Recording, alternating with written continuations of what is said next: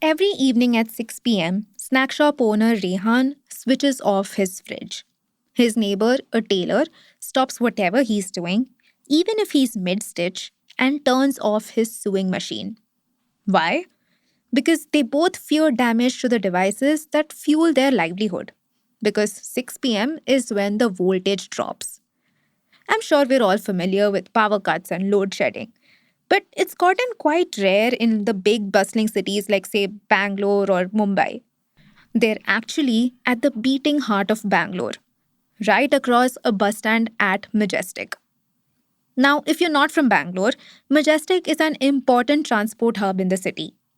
It's the spot where the metro lines converge, interstate and intrastate buses line up, and where a host of rickshaw and taxi drivers wait, ready to take you on that last mile. And the culprit behind the misbehaving power supply in this area? Electric buses. And a glowing Tata Power EV charging station. When the buses plug in to charge, the power dips in response. The lights in the tailor's shop flicker, and he tells us that the sewing machine's needle also jerks in that moment, messing up his stitches. Rehan, the snack shop owner, says that he's already had to fix the fridge twice, and he can't risk doing that again. Both of them feel like these buses are taking away the current. What they are both describing here as a loss of current is actually the electric grid in the area reaching its limit. When a bus plugs in, it's drawing electricity from the same 11 kilovolt lines that are meant for homes and corner shops. It's not a system that was built for this kind of simultaneous load. Basically, we're stuck in a situation here where poor planning has made what was supposed to be the green saviors of transportation something of a headache. And it's not a headache that's going to be eased anytime soon. In fact, it might actually get worse before it probably starts to get a little better. Currently, the Bangalore Metropolitan Transport Corporation, or BMTC, operates about 7,000 buses. Out of them, around 1,500 are electric. There are plans, with budgetary allocations already in place, to increase the number to 9,000. That's part of an even bigger national project and an ambitious target for a city. The India plan is to put 50,000 electric buses on the road by the next 5 years. The government's main EV plan is the PM E-Drive scheme. It aims to electrify public and commercial transport and to support charging stations. And its biggest spend? You guessed it, e-buses. Almost 11,000 crore rupees over a 2-year period by March 2026. Of course, there's a lot of excitement about EVs. But a critical piece of the whole puzzle remains missing. Delhi, Mumbai, and Bangalore are all ordering thousands of e-buses. But the rollout is outpacing the grid. Welcome to Daybreak, a business podcast from the Ken. I'm your host, Rachel Verghese, and every day of the week, my co-host Snigdha Sharma and I will bring you one news story that is worth understanding and worth your time. Today is Monday, the 1st of December.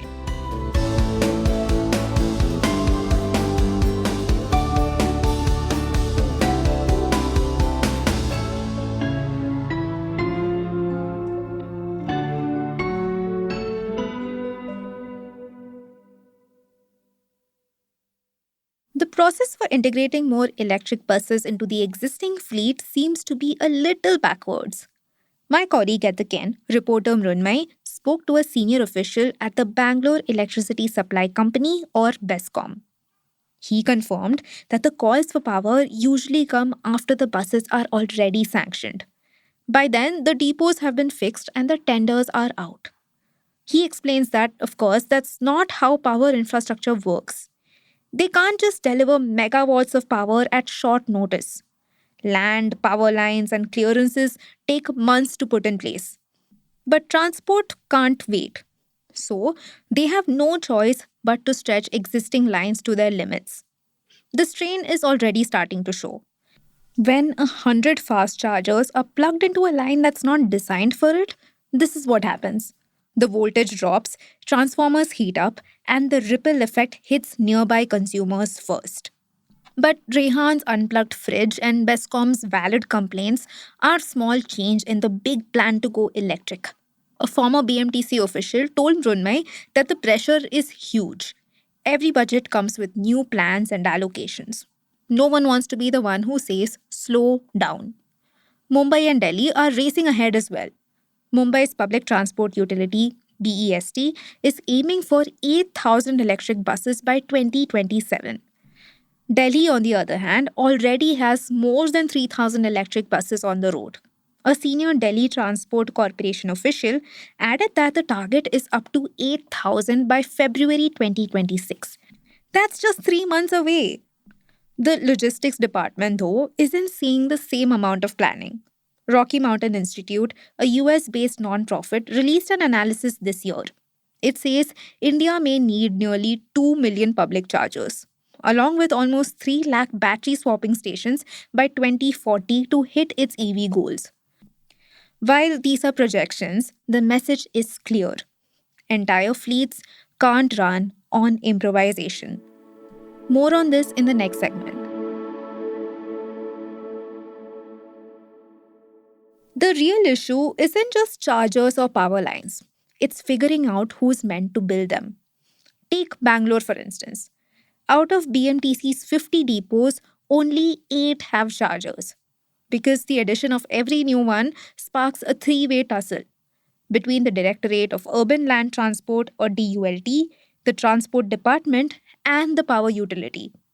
A senior DULT official shared that there isn't really a live demand model right now.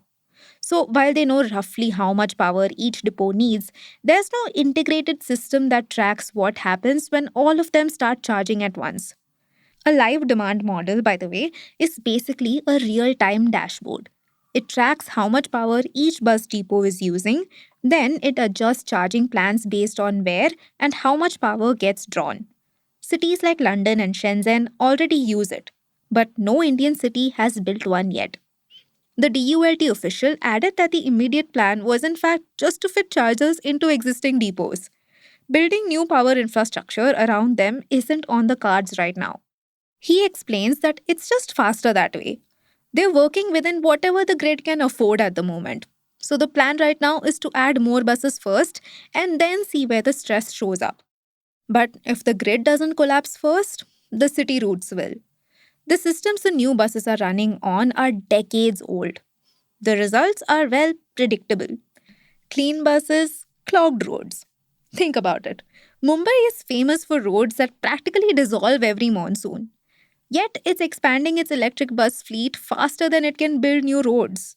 Many of BEST's depots are in South Mumbai, even though most of the demand is in the northern suburbs. So, buses end up driving long, dead kilometers just to reach a charger, wasting time and range on the way. You see, electric buses can't run on routes built for diesel buses. Their paths need to consider battery range and charging time, or else charging needs escalate during peak hours. This complication is already causing transformer overloads near some busy depots in Mumbai. Bangalore, which is infamous for traffic speeds that would make snails look fast, faces a similar mess. An IISc study found that over 60% of BMTC routes overlap with at least three others. Again, these decades old routes weren't really built for efficiency. The 2022 India Smart Grid Forum report notes that Bangalore's depot locations do not correlate with optimal e-bus routing or grid readiness. This forces the buses into long, empty runs and inefficient charging cycles. At this stage, it seems like e-buses haven't really changed anything. In fact, they still crawl through the same traffic their diesel counterparts do. Stay tuned.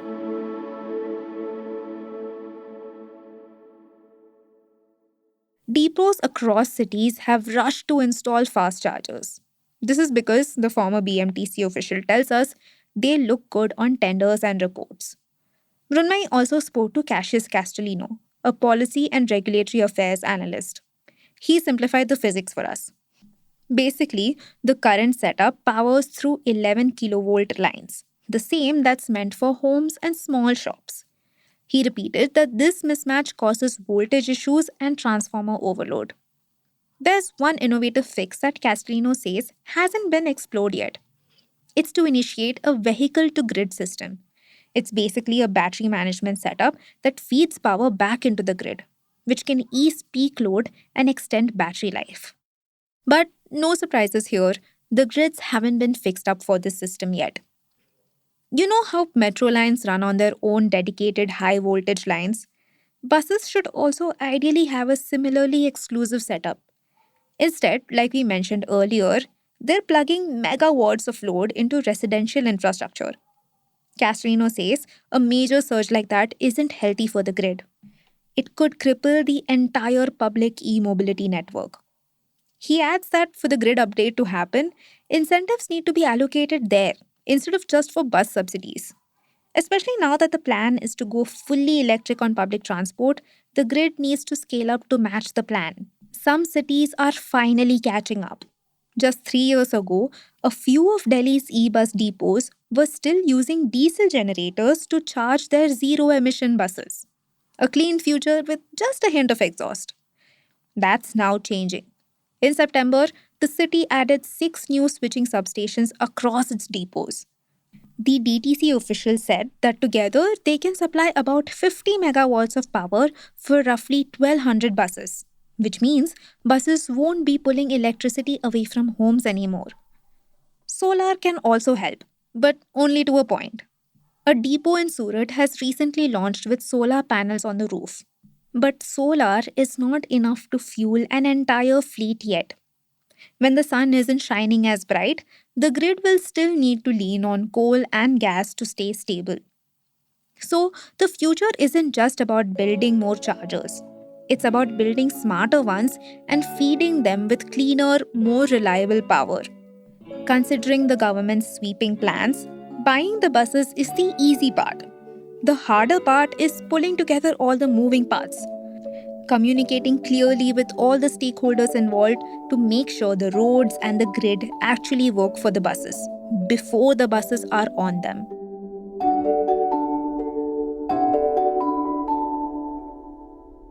Daybreak is produced from the newsroom of the Ken, India's first subscriber-focused business news platform. What you're listening to is just a small sample of our subscriber-only offerings. A full subscription offers daily long-form feature stories, newsletters, and a whole bunch of premium podcasts. To subscribe, head to theken.com and click on the red subscribe button on the top of the Ken website. Today's episode was hosted and produced by my colleague Rachel Varghese and edited by Rajiv Sien.